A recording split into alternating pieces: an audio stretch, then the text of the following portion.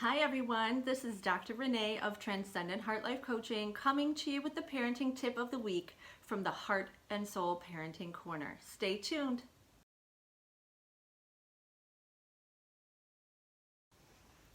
A lot of people ask me, Dr. Renee, how do you raise children with grit? What is grit, you ask? Well, let me tell you. Grit is what we used to commonly refer to as resilience, right? The ability to brush ourselves off, pick ourselves up, move on in the face of adversity, and go ahead and understand that life is not over as we know it simply because of this minor rejection or hurt. But children have a very different experience with emotions very early on. And this has a lot to do with this area of the brain, your prefrontal cortex. This is actually the last part of the brain to develop, and it really doesn't fully becoming robust until late elementary into early middle school, and it continues to grow well into our 20s. So this is a long period of time in which emotion regulation, communication, empathy, those aspects that are governed by the prefrontal cortex actually start to really become regulated.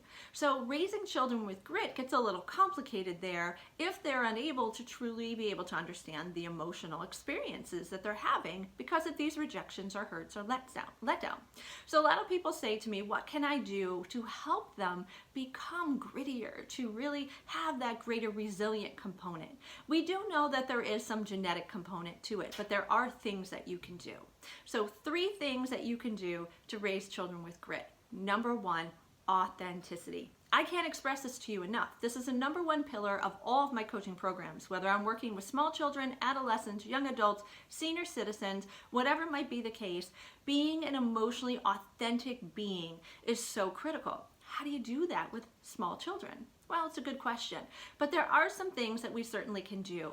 The one thing that's been really successful for me in my own parenting practices has truly been about teaching my children about authenticity. What does authenticity mean? Authenticity means to be alive, to be awake, right? To truly be in the present moment and understand all that you are. Again, really difficult with small children when they don't even know who they are and what they want to be in this world. So it definitely makes this aspect of parenting more challenging, but so much more fruitful. And this is why.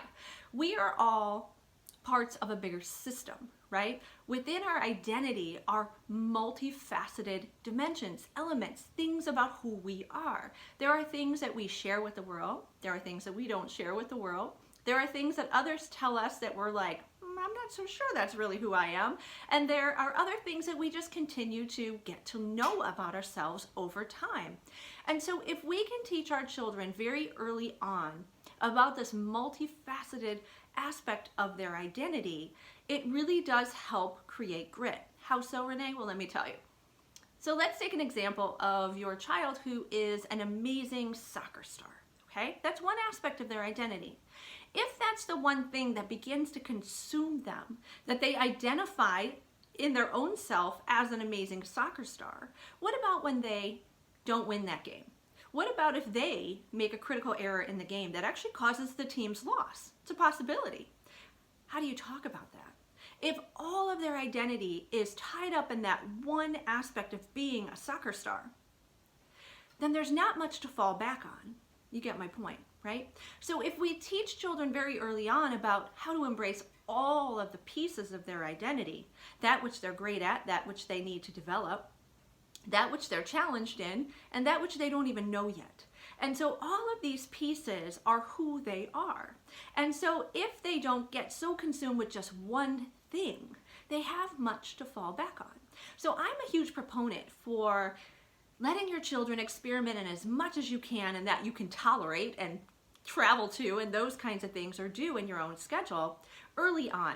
I don't think children should specialize in things well until late elementary, almost middle school. Because again, we want to give them the option of finding the things that they truly like. Sometimes they tend to navigate towards things that we like or we were good at, or things that someone tells them that their friend likes or things like that. So there isn't this opportunity to truly embrace and love all different things very early on.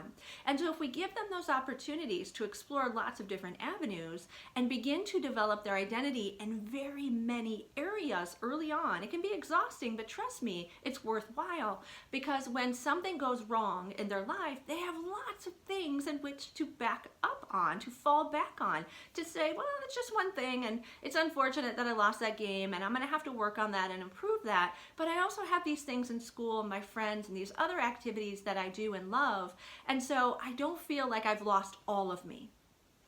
I have so many clients who are adults who have had their lives wrapped up in one identity. And when that thing was taken away, whether in their control or not, or children move away from home, empty nest, my identity is challenged. Who am I now?